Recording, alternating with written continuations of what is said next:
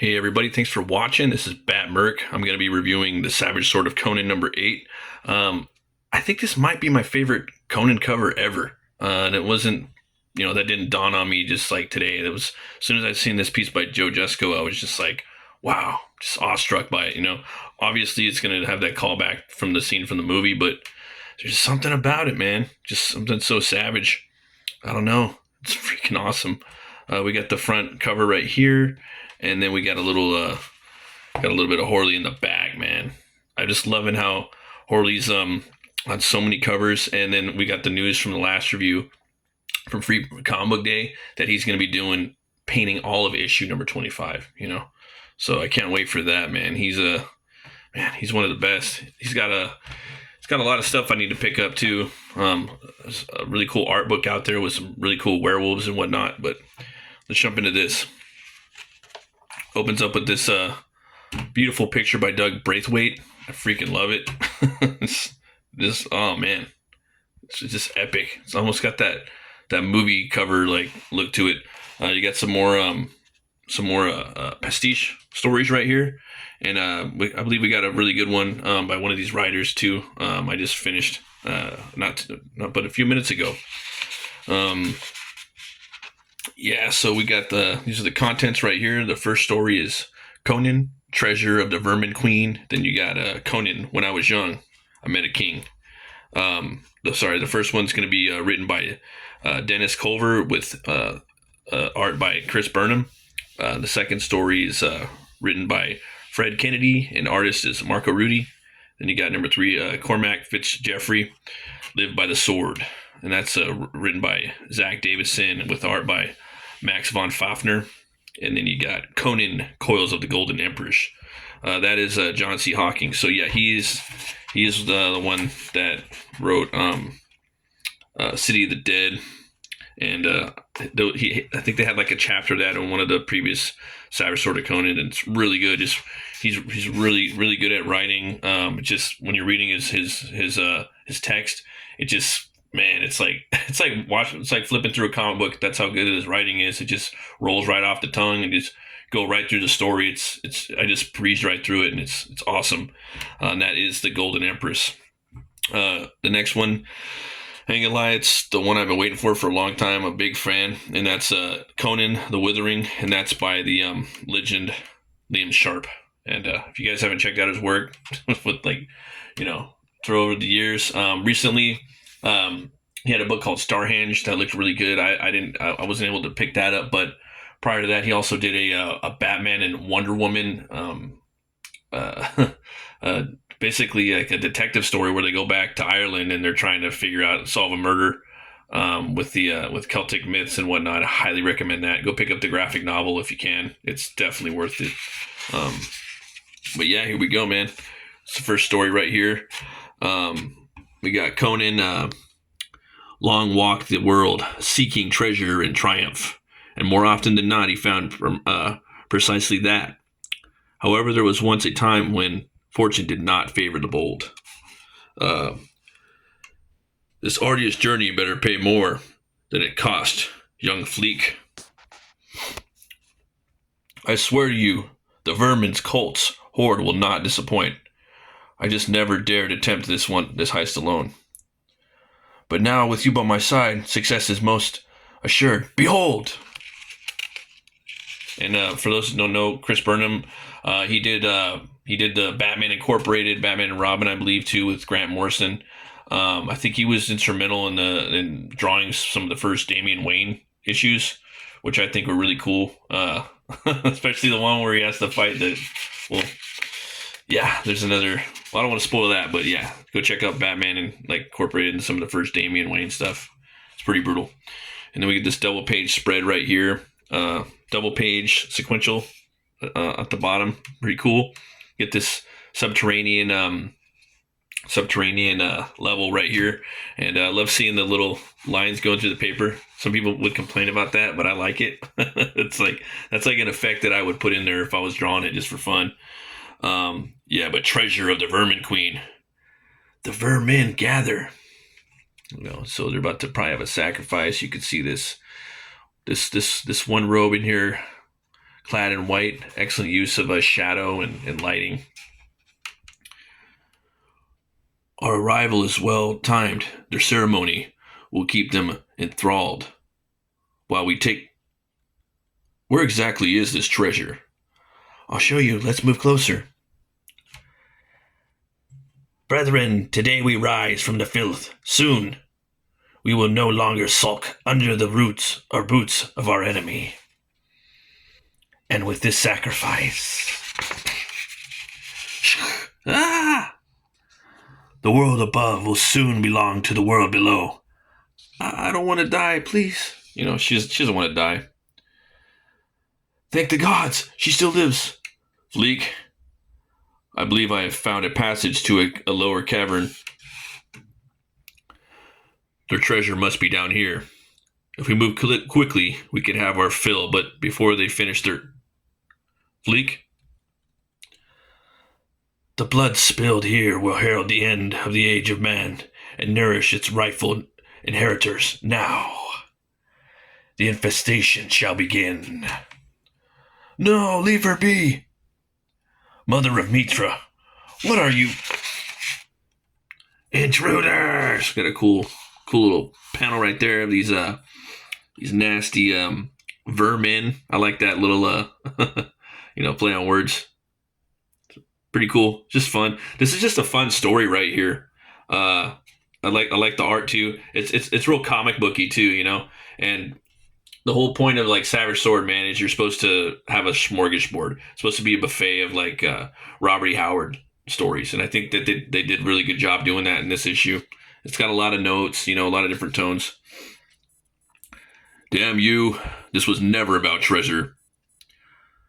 I'm sure the cult must have something, but my true goal is rescuing my beloved. They want our treasure. Like that right there. It even looks like lines in a TV, right? Protect the treasure, protect the treasure. Look at that. See, you'll still get your reward. Indeed. These vermin are nothing more than bug and bone. Luck may still be on our side, despite your betrayal. Dila, come to me. Fleek! No, the sacrifice. This has all gone wrong. I think I must do the unthinkable. My queen, I pray to thee and ask thee for help. In your time of need. You had but one task while I slumbered, and still you failed me. But very well. Look at this. Look at that splash, man. It's just fun, scary, gross, raucous. I love it, man. And I'm just gonna leave it right there. I'll let you guys figure out what happens next, but it's just fun, man. It's just a fun story. Let me get out of here with that. I wasn't expecting Chris Burnham to do a story in here, to be honest. You know, let me see if I can go over here without spoiling too much. There we go. Got this pin-up right here. I love seeing these pin-ups in here. Freaking awesome. It's by Adam Gorham. So he's, yeah. Right? Swinging the blade. Got a crazy angle right there. Right? Good stuff, good stuff. So we'll jump into the next story. Yeah, that first story is a real popcorn thing. Real popcorn story to kick it off. Chainmail, this is always fun. You get in there and send your chainmail, send your questions and whatnot to chainmail@conan.com, guys. All right, I might have to do that one of these days. This story is really cool. It's very psychotropic, kaleidoscopic in its layout. I really love the way the story's laid out. It's about a girl that has to be basically watched over by Conan, and I can show you a couple of the pages in here. So maybe I'll read the first part. When I first had laid eyes on him, I thought he'd come to kill me. Oh, wait, hold on a second. It starts up really good. My bad, guys. Okay. And I love the way that they just did the minimalist inking right here of just the face. Just, it's godlike. Know this, my children. There was a time I wandered the woods and danced in streams. I hunted frogs and sang to the moon. I was young, I was a child, but that child ended when my path crossed with the king of Aquilonia. Now, he was no king when I met him. He was just a man with a sword and the will to use it. Great job of drawing Conan right there. Looks cool. Pretty young. When I first laid eyes on him, I thought he'd come to kill me, but no, he was there for my protection. Sent by my father, who had been killed days earlier, tasked to stand guard against a sorceress's minions, and he arrived none too soon. It was my blood that caused the trouble. I had gifts, the kind sought by wicked men. So right there, whoosh, he's coming in there, coming to save the kid. Love how he's holding the sword right there. Yeah. Smash. And all the panels are like this too, man. Really thought out and really forecasted. I love the way they did they drew the hand like that. So cool. That's my favorite panel out of this short story. One of these wicked men was a sorcerer named Corbin of the Fated Hand. I know now Corbin sought me since birth, which is why my father, a healer of the finest order, hid us in sty for not in the court among Corinthia's noblest houses. Well, Corbin found me, or rather he found my father while he was in the Red City.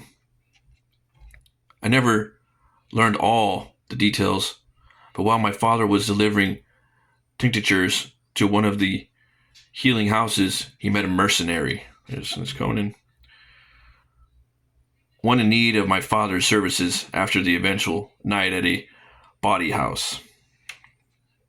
My father's skill saved the bronze lion's life, and now he's saving mine. So it's a really cool shot right here. I love the way that they're using the very bottom of the page right there for this little,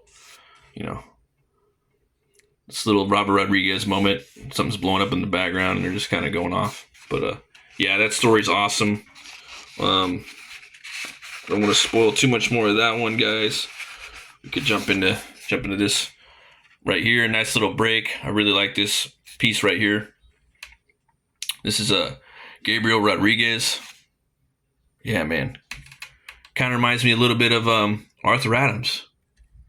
Some of the little lines. Love it. Good stuff. Yeah. Then we come upon this awesome piece right here by Dan Panosian. I hope Dan Panosian does a story someday in here.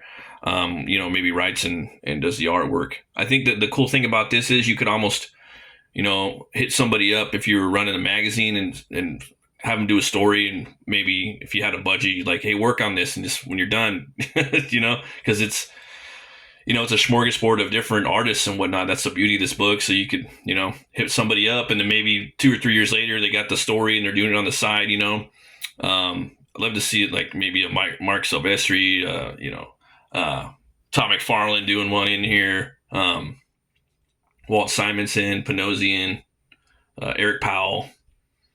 The list goes on. There's just so many people that could come in here and do a story on the side. I know that's what Todd McFarlane does too. So nice little poem right here by Jim Zub. Pretty awesome. I think it would make like a good, maybe a good metal song. Goblets drained and hearth fire fled, all flagons overturned. This night we count our honored dead, a toast in blood they earned.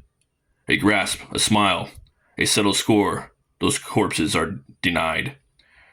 A wrench's cheer, and one drink more, we live because they died. Each name upon the tally a story we shall tell. Slaughtered in that valley, them soldiers sent to hell. Believe the layer legends until the dawn at least. When drunken, frothing peasant prayers, we sanctify this feast. Our brother bond shall never break. True loyalty rewards. This tavern is our court of kings. A kingship set with swords. Yeah, you could definitely do a metal song of that.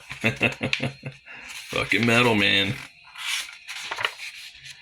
This is a really cool story right here with the during the Crusades, the Templar Knight, Cormac Fitzgerald or Fitzgeoffrey lived by the sword. Yeah, pretty cool story right here. I'd like to see more of this guy. It just starts right up, nice and pulpy, just right in the middle of a fight. Who are you? Your shield bears no knightly crest. Your remnant is no uniform I've seen, damn it. Man, who am I about to kill? Cormac Fitzgerald. That name means nothing to me. Yet you will die by my hand, nonetheless. Heathen dog. He's kicking his helmet off. This one's very, cinematic almost. Really, makes you feel like you're watching a movie. So he's taking on these three guys. Cuts that dude's throat right there. Please. Got that guy. Now you. I'll leave it right there. So pretty cool character right here. It's new to me. I ain't gonna lie, never seen him before. So many like Howard characters. It's always fun to see a new one. Then we got this piece right here by Jonathan Wayshak. Learned about this guy, I believe, through Jason Bascom. One of the scenes, one of the comic book scenes. Phenomenal artists, comic book creators. This is one of the guys that inspired him. This guy uses really cool line work. His inks are killer. Yeah, this one's got a little Lovecraft going on. Nice little page setup. Excellent. This right here is freaking awesome. Conan, Coils of the Golden Empress, I was talking about earlier. Got to read that again. I was talking about how great the writing is. Just flows just real quick. Yeah. And then we got the Liam Sharp story right here, man. And I remember just seeing this picture online. Oh man, you just see all the fine, detail work. That's why I love the black and white stuff, man. I mean, don't get me wrong, color is just as good, but I'm just more of a fan of black and white now, man. I can't help it, I just feel like sometimes when you color it, you just lose all the cool stuff, and I just think the mind organically populates colors in our head, whether we know it or not. I don't know if it's the muse or what. If even if it is or is not part of your creative side, I think the muse populates your mind with color when you're looking at a black and white story. And just look at all the foliage. Look at that. I like this story too. It's pretty kick-ass. It's very Viking, very metal, and I'm not going to show all of it either. But we'll just long shadows dappled the rooted and craggy pathways, weaving beneath the canopy of the Taiga forest that crowned the northernmost region of the Pictish wilds. It would soon be night. Rough-hewn steps and crudely carved stones were all that remained of some ancient settlement long since abandoned. Neither bird song nor distant bellow of beast broke the uncanny silence. The air, so long still, was not stirring, and thick with the stench of rotting vegetation. It tasted of iron. The burly Sumerian had not seen another living soul for days. So you got him walking through right here. You got Conan. I like that right there. Definitely got that Panther vibe going, like in the last book by Gill, his art. But yeah, just look at that, man. Yeah, all the line work, man. And it looks kind of easy, like to do that, but it's not. It's just not, Yeah, man. So you got a Nordic dude right here, But Barry and Kerr, Do you think yourself my equal? Well, have at it. I'll soon send you screaming to Valhalla, or my name is not Thor Heimdall. Damn, dude. Look at that shot, man. Look at that angle of the blade. You're no Vanir, Thor Heimdall. You speak with the dialect of the Aesir. I fought alongside a warrior named Njord, who I counted a brother. I'll not fight you. How came you to be here? You must fight. There can be no choice in that. But mayhaps there is a time indeed for a first tale. Our intended raid had gone awry in Vanheim. We were hounded across the cursed land into this Pictish wilderness where a dust storm separated me from the others. For days after that I wandered lost until I happened upon a great ravine. Within its shadowy depths I saw the forest and sought the way down, thinking there at least I might find sustenance. An ancient road hinted at civilization, and mayhaps a way back to Asgard. So right here we have this awesome piece right here, man. Very fucking doré, if I may say so myself. Just that's a poster right there, man. Look at that, man. Little writes in right there almost in some ways. Or doré. You know. Wow. Spot blacks, you know, just let's throw some color on that, guys. Let's color that. You know what I mean? Even a color should be like, fuck you, don't color that. Oh wow. And guess what, guys? I'm gonna leave it right there. That's all I'm gonna show you, okay? You guys are gonna have to come and go out and buy this book. It's it's you know, this one and the main series are definitely tied for my favorite books right now. Conan and the Savage Sword of Conan, because they are that damn good. Awesome piece right here. I don't know if that's, yeah, it could be Conan. I mean, it has to be, right? Juan Alberto Hernandez. But I guess it wouldn't have to be, because Savage Sword is like, you know, it could be somebody else. You know what I mean? Who knows? It could be Cole. You don't know. That could be Cole. Who knows? We'll see. If you guys haven't, go pick these books up. If you got the cheddar and you already got the floppies, why not go and get these? That way you can put your floppies in some bag and board, and then thumb through these, throw them on the coffee table. Little cheddar cheese and coffee and some, you know, good stuff. So next issue featuring writer-artist Patrick Zurcher slashing into the Hyborian Age with a tale of high adventure, starring Conan and Valeria. Ooh, that's going to be cool. A Arthurian Age assassin story with Cole and his Red Slayers from writer Fabian Nicieza and artist Sean Chin. Instant classic covers from Alex Horley and the late Neil Adams. Eye-popping art pinups and more. See, I mean, come on, guys. Oh, man. You got the baboon men right here. I'm always thinking, too, you know how, like, Frazetta's always got that triangle thing, you know? Like, that's his shtick, right? I mean, even though he is, like, kind of like the father to modern fantasy art and everyone's inspired by him, he always had that triangular thing 90% of the time, or most of the time, right? But it's like, how do you do something different than that? You know what I mean? Like, I think people need to kind of have a shtick for their art. Maybe not all the time, just like Frazetta didn't have it all the time, but I think sometimes to have like a little, you know, motif in your art, or just like a shape that you stick to so it kind of pops out. Like, I'm looking at this one, you know, that could be like maybe like a square or something. I don't know, but this is cool.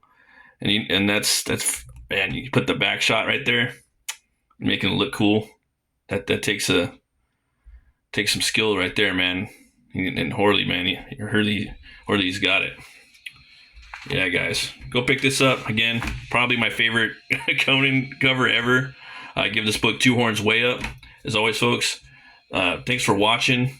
Just hit 500 subscribers, so I'm like really happy right now. Thanks for everyone that stayed subscribed, and maybe you're thinking about subscribing. I really appreciate it. You guys have an awesome day. Always remember to be bold, be brave, and roll the bones to know your role. I'll see you guys next time. Peace.